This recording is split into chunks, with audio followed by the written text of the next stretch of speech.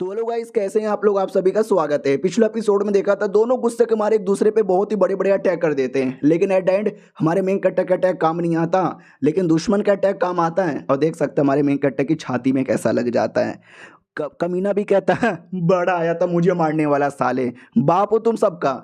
और ये भी चिल्लाता नहीं नहीं नहीं हटो सालो, मुझे बचाने दो मुझे बचाने दो। उतने में वो कमीना डेमन किंग एक और बहुत ज़्यादा बड़ा अटैक कर देता है और ऐसा लगा कि अब हमारा मेन कट्टा मर ही जाएगा, लेकिन नहीं, वो मरता नहीं है, बल्कि पीछे से एक पेड़ आता है और पेड़ हमारे मेन कट्टर को बचा लेता है। और किसी को विश्वास नहीं होता कि भाई ये चल के आ रहा है, ये चल के आ रहा है। रियलिटी में हमारा मेन कट्टर कभी लड़ने आया ही नहीं था। जो कब से लड़ाई कर रहा था ना, वो हमारे मेन कट्टर का एक नकली क्लोन बॉडी था। रियल बॉडी अब आता है पेड़ के साथ और कहता साला मुझे मालूम था कुछ ऐसा होने वाला है, अच्छा हुआ कि मैंने अपने क्लोन को भेजा था। वो भी कहता व्हाट साला, ये कैसा तेरा पावर है क्लोन वगैरह पेड़ वगैरह। हमारा मेन कट्टा भी कहता मैंने तुम्हें प्यार से बोला था कि शेव क्वेंग मेरी है, मेरे पास ही रहने दो, तो मैं तुम्हें जिंदा छोड़ देता, लेकिन तू तो हाथ धो के मेरी बंदी के पीछे पड़ा हुआ है, तो अब तेरा हाथ पैर ही तोड़ के रख दूंगा, ये ले साले कुत्ते के बच्चे मर। वो भी कहता नहीं नहीं ऐसा नहीं हो सकता, मैं नहीं मर सकता, लेकिन ये अटैक लगती है और साले का लिटरली दो टुकड़ा हो जाता है। हमारा मेन कट्टा भी कहता मर गया साला। एक सेकंड, उसकी बॉडी से कुछ तो नीचे गिर रहा है, तो लिटरली एक औरत निकलती है। हमारा मेन कट्टा भी कहता है अबे ये डेमन किंग के बॉडी के अंदर कोई औरत यहाँ पे थी और ये बिल्कुल शव क्वीन जैसी लग रही है। अबे वो लड़की वो उठ यार। बाकी वो सारे डेमन पगला जाते कि अरे हमारे लॉर्ड को मारा, हमारे लॉर्ड के टुकड़े टुकड़े यहाँ पे कर दिया मम्मी, अब हमारी भी बैंड बज जाएगी। हाँ ये क्या हो रहा है, हमारी पूरी की पूरी बॉडी ब्लास्ट हो रही है, अरे हम मर जाएंगे। हाँ तो उनकी बॉडी ब्लास्ट होती है और वो मर जाते हैं। और वो जो औरत शेव क्वेंग नहीं थी, उसकी जैसी दिख रही थी, उसको लाया जाता है, जिसको देख के अपनी वाली कहती है अरे तुमने इस लड़की को जान से मार डाला क्या।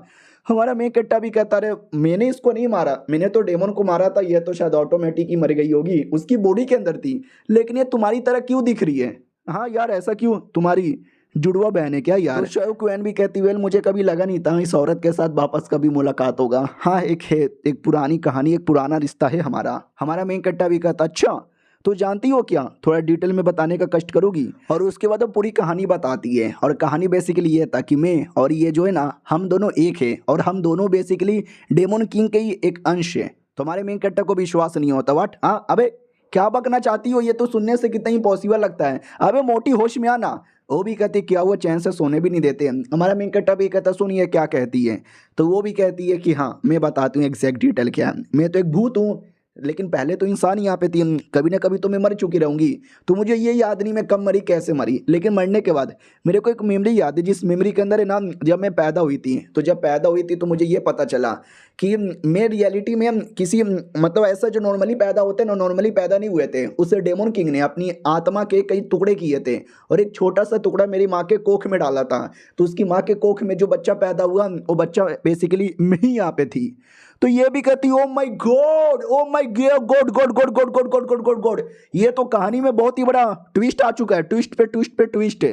वो भी कहती मुझे मालूम था कि ये जो कमीना डेमन है ना मेरे पीछे क्यों पड़ा हुआ है, मैं सुंदर लड़की इसके लिए नहीं, क्योंकि उसको मालूम है मैं उसकी आत्मा का एक टुकड़ा हूँ, अगर वो मुझे लेकर वापस अपनी बॉडी में समा लेगा तो उसकी आत्मा पूरी हो जाएगी। ये जो लड़की मरी है ना ये भी पक्का मेरी डेड बॉडी होगी या तो मेरे जैसा उसकी आत्मा की कोई और टुकड़ी यहाँ पर होगी। तो ये बेसिकली बात यहाँ पे थी, लेकिन अब तुमने सब कुछ ठीक कर दिया, आई एम फकिंग हैप्पी। तो सिस्टम भी कहती है एक सेकंड हैप्पी हैप्पी, ऐसा लगता मिशन पूरा हो गया। हाँ मिशन पूरा होगा, पट गई वो पट गई, अब मुझे समझ आ गया पहले पट क्यों नहीं पा रही थी, क्योंकि पहले डेमन किंग जिंदा था, जब तक डेमन किंग ना मरेगा जब तक प्यार नहीं हो सकता। हमारा मेन कट्टा भी लग अब मुझे पूरा लॉजिक यहाँ पे समझ आया, ये रियलिटी में डेमन के साथ ही कनेक्टेड यहाँ पे थी और पहले डर यहाँ पे था डेमन आएगा डेमन लेके चल जाएगा, ये कर देगा वो कर देगा। अब डेमन यहाँ से मारा जा चुका है तो ये कंप्लीटली आज़ाद हो गई, तो अपनी दिल की बातें रख पा रही है, तभी फाइनली मिशन पूरा हुआ। अब आते 2 दिन बाद जहाँ पे डेड बॉडी पड़ी थी, अपनी वाली आती है और कहती है कि तुम मैं हम दोनों एक ही है, डेमन के ही टुकड़े। अब वो डेमन जा चुका है, अब टुकड़े टुकड़े बचे हुए हैं, तो ये छोटा टुकड़ा आ जा समा जा मेरे अंदर, जिससे मैं अपना पावर यहाँ पे पूरा कर लूँगी और स्ट्रॉन्ग यहाँ पे बन जाऊँगी। आ जाओ समा जाओ। तो जैसे मतलब ऐसा समाती है ना प्रॉब्लम होने लगता है, दर्द होने लगता है, जोर जोर से चिल्लाने लगती है। हमारा मेन कट्टा जो कि कमरे के बाहर वेट कर रहा था कि काफ़ी देर हो गया, 2-3 घंटे से ज़्यादा हो गया, उसने बोला था कि 1 घंटे के अंदर हो जाएगा, अभी तक काम क्यों नहीं हुआ, क्या हुआ, लड़की कहाँ पर हो। तो अंदर से देख सकते इतना बड़ा अटैक आ जाता है। हमारा मेन कट्टा भी लग अरे अंदर से अटैक कौन कर रहा है, और अटैक काफी बड़ा था। हमारा मेन कट्टा बेचारा रुकने की कोशिश करता है तो भी लग जाता है और कहता है पगला गई हो क्या यार, यार मार क्यों रही हो। इसका पावर अचानक से एकदम ऐसा लगा 3000 साल का है। ओ माय गॉड, ये तो डेमन किंग से भी हाई लग रहा है। अबे डेमन किंग तेरे तो इनकारनेशन ही ना हो गया।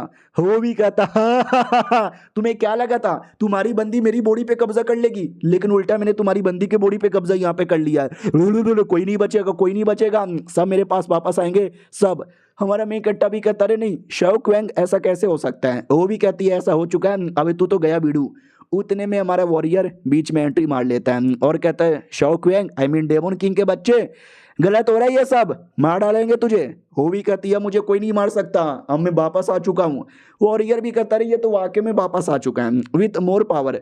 हमारा मेन कट्टा भी कहता रहे एक काम कर यार, चल क्या रहा है मुझे डिटेल में बता। वो तो मुझे लगा अपना पावर लेने गई होगी, उल्टा डेमन किंग आ गया। तो वो भी कहता कि वेल मुझे भी कोई आइडिया नहीं है, मुझे भी ऐसा लगा था कि शायद नॉर्मल हो जाएगी, डेमन किंग से आज़ाद हो जाएगी, उल्टा डेमन किंग वापस आ जाएगा। ऐसा तो मैंने सपने में भी नहीं सोचा था यार, कुछ ना कुछ तो गड़बड़े, भारी गड़बड़े। अरे यार मुझे कुछ समझ भी नहीं आ रहा, मुझे कुछ दिख भी नहीं रहा। मुझे ऐसा लगता है कि कहीं ना कहीं थोड़ा ना थोड़ा डेमन किंग का थोड़ा सा अवशेष यहाँ पे रह गया था। वही जो अवशेष जब तक हम डिस्ट्रॉय नहीं ना करेंगे ये मैडम जी ठीक नहीं हो सकती। वो भी कहती कुछ डिस्ट्रॉय नहीं कर पाओगे, उल्टा मैं तुमको डिस्ट्रॉय करके रख दूंगी। वॉरियर भी कहता नहीं पिछले बार मैं लड़ नहीं पाया, इस बार मैं लड़ूंगा। लेकिन हमारा मेन कट्टा फिर से दूर करता है और कहता साले जब पिछले बार तू लड़ नहीं पाया तो इस बार तेरी औकात कहाँ से आगे लड़ने की, चल चुपचाप यहाँ से भाग। तो भागने लगते हैं। बाकी लड़कियां भी कहती रहे शॉ क्वीन को क्या हो गया, ये पगलाए जा रही है, मारे क्यों जा रही है।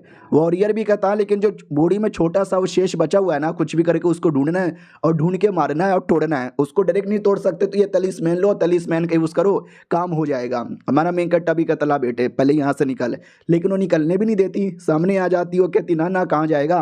तो तलिस्मैन भी था हाथ में, देख लेती है। वो कहती ओ हो बेटे बेटे बेटे, तलिस्मैन तू मेरी बॉडी पे लगाएगा मुझे नॉर्मल करने के लिए, पहले तरह ठीक करने के लिए, ना मुन्ना ना ऐसा नहीं होने वाला। हमारा मेन कट्टा भी कहता होगा ऐसा होगा, और वॉरियर तू दूर जा, तू नहीं लड़ सकता। वो भी कहता या मैं जा रहा हूँ, बस अपना ध्यान यहाँ पे रखना। हमारा मेन कट्टा भी कहता सिस्टम जल्दी से मुझे वो कार्ड निकाल के दे दे जिससे मेरा पावर पुराने जन्म जैसा हो जाएगा। वो भी कहता ठीक है ये ले लो। हमारा मेन कट्टा भी कहता नाइस, इसके बिना लड़ पाना मुश्किल है, ऊपर से बेचारी शाओ क्वेंग अगर मैंने नहीं बचाया तो कंप्लीटली डेमोन में कन्वर्ट हो जाएगी।